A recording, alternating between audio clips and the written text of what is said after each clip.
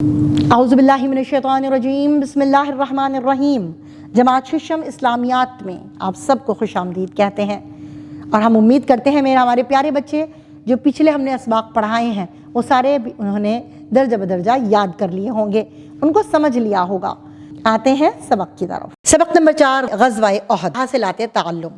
اس سبق کو پڑھنے کے بعد طلبہ اس قابل ہو جائیں گے کہ غزوہ احد کا پس منظر، اسباب، مشاورت اور جنگی تیاری کے بارے میں جان سکیں، منافقین اور ان کے مکروہ کردار سے آگاہ ہو سکیں، غزوہ احد میں رونما ہونے والے معجزات اور واقعات کے بارے میں جان سکیں، غزوہ احد میں بچوں اور خواتین کے کردار سے آگاہ ہو سکیں، غزوہ احد کے شرکاء، مہاجرین و انصار اور خصوصاً حضرت علی کرم اللہ وجہہ، حضرت حمزہ رضی اللہ تعالیٰ عنہ، حضرت طلحہ رضی اللہ تعالیٰ عنہ اور حضرت سعد بن ابی وقاص رضی اللہ تعالیٰ عنہم کی رسول اللہ خاتم النبیین صلی اللہ علیہ وعلا آلہ وصحبہ وسلم کے لیے جانثاری سے متعلق آگاہ ہو سکیں، غزوہ احد کے نتائج و اثرات کو سمجھ کر مسلمانوں کو حاصل ہونے والے دینی و سیاسی فوائد کا جائزہ لے سکیں، غزوہ احد کے تناظر میں مشاورت کی اہمیت کو سمجھ کر اپنی زندگی میں اس سے رہنمائی حاصل کر کے عملی نمونہ پیش کر سکیں۔ تو اب آتے ہیں اپنے سبق کی طرف، اور امید رکھتے ہیں کہ اس سبق کو پڑھنے کے بعد یہ تمام چیزیں ہمارے طلبہ اچھے طریقے سے سمجھ سکیں گے اور آگاہی حاصل کر سکیں گے۔ احد مدینہ منورہ کے قریب ایک پہاڑ کا نام ہے۔ یہ شہر سے 5.5 کلومیٹر کے فاصلے پر واقع ہے۔ غزوہ احد شوال 3 ہجری میں مسلمانوں اور مشرکین مکہ کے درمیان احد پہاڑ کے دامن میں ہوا۔ تو پیارے بچوں، اس بات کو یاد رکھیے گا کہ جو ہم نے پچھلا سبق میں غزوہ بدر پڑھی تھی وہ 17 رمضان المبارک 2 ہجری میں پیش آیا تھا، اور غزوہ احد 7 شوال المکرم 3 ہجری کو احد پہاڑ کے دامن میں ہوا تھا، اس لیے اس کو غزوہ احد کا نام دیا جاتا ہے۔ مشرکین کے لشکر کی قیادت ابو سفیان کے پاس تھی۔ اس نے 3000 سے زائد افراد کے ساتھ مسلمانوں پر حملہ کرنے کی ٹھانی، جبکہ مسلمانوں کی لشکر کی قیادت خود نبی کریم خاتم النبیین صلی اللہ علیہ وعلا آلہ وصحبہ وسلم فرما رہے تھے۔ یہ لڑائی باقاعدہ طور پر فیصلہ کن نہ تھی، البتہ قریش کا لشکر لڑائی چھوڑ کر مکہ مکرمہ واپس چلا گیا۔ اب آتے ہیں غزوہ احد کے اسباب کی طرف۔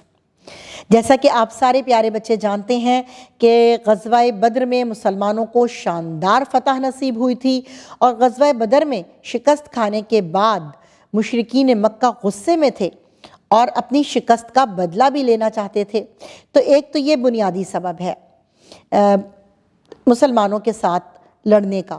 دوسرا، مسلمانوں کی جو تھی وہ یہ جان گئے تھے کہ مسلمان ایک معمولی قوت نہیں رہے، اور وہ اپنی بے عزتی کا بدلہ لینا چاہتے تھے، بلکہ ان تجارتی راستوں پر وہ دوبارہ قبضہ کرنا چاہتے تھے جن کی ناکہ بندی مسلمانوں نے غزوہ بدر کے بعد کر دی تھی۔ تو اس مقصد کے حصول کے لیے مشرکین مکہ نے مال و دولت اکٹھا کیا اور 3000 سے کچھ زائد سپاہی بھی تیار کیے۔ جنگ کے شعلے بھڑکانے میں ابو سفیان، اس کی بیوی ہندہ اور ایک یہودی کعب بن اشرف پیش تھے۔ ہندہ نے اپنے گھر میں جنگی ترانوں کی محفلیں شروع کر دیں، جن میں اشعار کی صورت میں کفار مکہ کو مسلمانوں کے خلاف جنگ کرنے کے لیے اشتعال دلایا جاتا تھا۔ اسی اشتعال کو برقرار رکھنے کے لیے غزوہ احد میں قائدین قریش اپنے ساتھ خواتین بھی لائے تھے، جو جنگی ترانے پڑھ کر کفار کو مسلمانوں کے خلاف لڑنے کے لیے اکساتی رہیں۔ تو پیارے بچوں، یہ سارے وہ اسباب تھے جو غزوہ احد کا سبب بنے۔ اب آتے ہیں صحابہ کرام رضوان اللہ علیہم اجمعین سے مشاورت کی طرف۔ نبی کریم خاتم النبیین صلی اللہ علیہ وعلا آلہ وصحبہ وسلم کے چچا حضرت عباس رضی اللہ تعالیٰ عنہ، جو مکے میں ہی رہتے تھے، انہوں نے مشرکین کی سازش سے آگاہ کر دیا تھا حضور خاتم النبیین صلی اللہ علیہ وعلا آلہ واصحابہ وسلم نے صحابہ کرام رضوان اللہ علیہم اجمعین سے مشاورت کی کہ شہر میں رہ کر دفاع کیا جائے یا شہر سے باہر نکل کر جنگ لڑی جائے۔ فیصلہ دوسری صورت میں ہوا، یعنی کہ شہر سے باہر نکل کر جنگ لڑی جائے۔ ہم نے آپ کو پہلے ہی بتایا تھا کہ یہ احد کا جو پہاڑ ہے وہ شہر سے تقریباً 5.5 کلومیٹر کے فاصلے پر تھا، یعنی کہ شہر سے باہر آ کر جو ہے وہ یہ جنگ لڑی گئی۔ اب ہم آتے ہیں واقعات کی طرف۔ 6 شوال نماز جمعہ، جس کے بعد نبی پاک صلی اللہ علیہ وآلہ وسلم نے صحابہ کرام رضوان اللہ علیہم اجمعین کو استقامت کی تلقین کی اور 1000 مجاہدین کو لے کر مدینے سے باہر روانہ ہوئے۔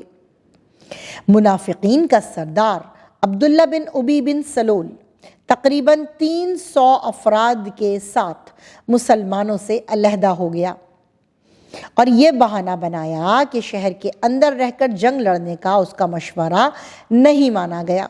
تو دیکھیں منافقین کا کیسے پتہ چلا، کیسے موقع پر انہوں نے مسلمانوں کا ساتھ چھوڑ دیا، اور ان کا سردار بھی آپ نے اس کا نام یاد رکھنا ہے، عبداللہ بن ابی اس کا نام تھا، اور وہ تقریباً 300 لوگوں کو لے کر مسلمانوں سے الگ ہو گیا تھا۔ تو ایک تو مسلمانوں کو منافقین کا پتہ لگ گیا کہ کون کون لوگ جو ان کے اندر شامل ہیں، ان میں سے منافق کون کون ہے۔ اب مسلمان مجاہدین کی تعداد صرف 700 رہ گئی تھی۔ اس جنگ میں رسول اللہ خاتم النبیین صلی اللہ علیہ وعلا آلہ واصحابہ وسلم نے جنگی حکمت عملی کے تحت حضرت عبداللہ بن جبیر رضی اللہ تعالیٰ عنہ کو 50 تیر اندازوں کے ساتھ ایک پہاڑی درے پر مقرر کر دیا تاکہ دشمن اس راستے سے لشکر اسلام پر حملہ آور نہ ہو سکیں۔ آپ خاتم النبیین صلی اللہ علیہ وعلا آلہ واصحابہ وسلم نے انہیں آخری دم تک یہ درہ نہ چھوڑنے کی تلقین فرمائی۔ میدان جنگ میں مسلمان اس قدر بہادری اور دلیری کے ساتھ لڑے کہ کفار اس حملے کی تاب نہ لاتے ہوئے فرار ہونے لگے۔ جیت کا یہ منظر دیکھ کر درے پر موجود تیر انداز نیچے اتر آئے۔ صرف 10 افراد درے پر رہ گئے، یعنی کہ 50 تھے، 50 میں سے جو ہے وہ صرف 10 رہ گئے، باقی 40 نیچے آ گئے۔ جب کفار نے درہ خالی دیکھا تو انہوں نے کوہ احد کا چکر لگا کر اس پر قبضہ کر لیا اور مسلمانوں پر اچانک پیچھے سے حملہ کیا، جس سے میدان میں افراتفری پھیل گئی۔ اس بدحواسی کے نتیجے میں بہت سے مسلمان مجاہد شہید ہوئے۔ اب کفار کا سارا زور نبی کریم خاتم النبیین صلی اللہ علیہ وعلا آلہ واصحابہ وسلم کی جانب تھا۔ اس پر صحابہ کرام رضوان اللہ علیہم اجمعین نے حفاظت کی خاطر آپ خاتم النبیین صلی اللہ علیہ وعلا آلہ واصحابہ وسلم کو گھیرے میں لے لیا۔ ان صحابہ کرام رضوان اللہ علیہم اجمعین میں حضرت علی کرم اللہ وجہہ، حضرت حمزہ رضی اللہ تعالیٰ عنہ، حضرت طلحہ بن عبید رضی اللہ تعالیٰ عنہ، حضرت سعد بن ابی وقاص رضی اللہ تعالیٰ عنہ اور حضرت مصعب بن عمیر رضی اللہ تعالیٰ عنہ خاص طور پر قابل ذکر ہیں۔ اسی اثناء میں حضرت مصعب بن عمیر رضی اللہ تعالیٰ عنہ شہید ہو گئے، چونکہ ان کی شکل و صورت حضور خاتم النبیین صلی اللہ علیہ وعلا آلہ واصحابہ وسلم سے بہت مشابہت رکھتی تھی۔ اس لیے کفار نے افواہ پھیلا دی کہ نعوذ باللہ رسول اللہ خاتم النبیین صلی اللہ علیہ وعلا آلہ واصحابہ وسلم کو شہید کر دیا گیا ہے۔ جھوٹی افواہ سے، آپ کو پتہ ہے نا جھوٹی افواہ پھیل جائے تو کیا ہوتا ہے، مسلمانوں کا حوصلہ ٹوٹ گیا۔ لیکن جب مسلمان مجاہدین کو معلوم ہوا کہ آپ خاتم النبیین صلی اللہ علیہ وعلا آلہ واصحابہ وسلم محفوظ ہیں تو وہ دوبارہ جمع ہوئے اور کفار کا ڈٹ کر مقابلہ کیا۔ مسلمانوں کی بہادری دیکھ کر کفار نے پیچھے ہٹنے میں ہی عافیت جانی اور میدان جنگ سے بھاگ نکلے۔ اس غزوے میں آپ خاتم النبیین صلی اللہ علیہ وعلا آلہ واصحابہ وسلم کے دندان مبارک شہید ہو گئے تھے۔ کتنا بڑا یہ سانحہ ہے، آپ کو پتہ ہے نا بچوں کہ دندان مبارک نبی پاک صلی اللہ علیہ وآلہ وسلم کے اس جنگ میں شہید ہو گئے تھے۔ اس جنگ میں مردوں کے ساتھ ساتھ خواتین نے بھی بہت بہادری دکھائی۔ حضرت عائشہ صدیقہ رضی اللہ تعالیٰ عنہا اور حضرت ام سلیم رضی اللہ تعالیٰ عنہا زخمیوں کو پانی پلاتی اور ان کی مرہم پٹی کرتی تھیں۔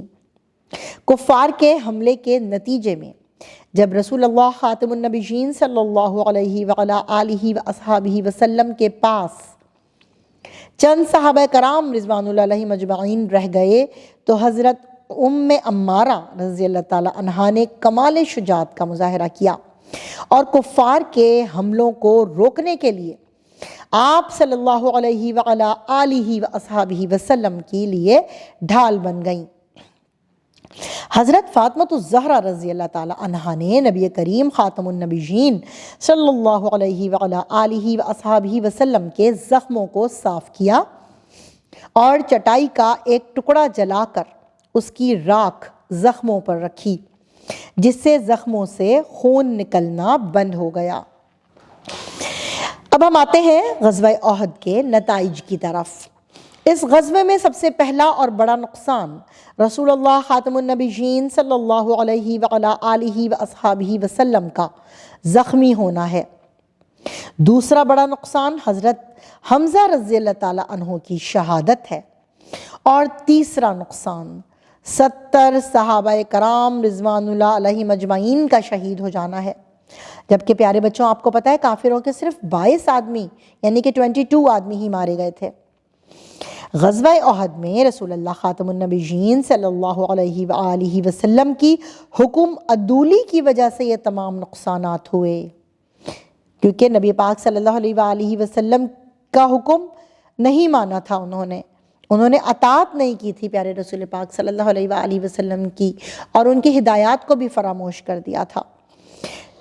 تو اس جنگ سے مسلمانوں کو قیامت تک کے لیے یہ سبق حاصل ہو گیا کہ رسول اللہ خاتم النبیین صلی اللہ علیہ وعلا آلہ وصحبہ وسلم کی ہدایات کو فراموش کرنے اور نظم و ضبط چھوڑنے سے کتنا نقصان اٹھانا پڑتا ہے۔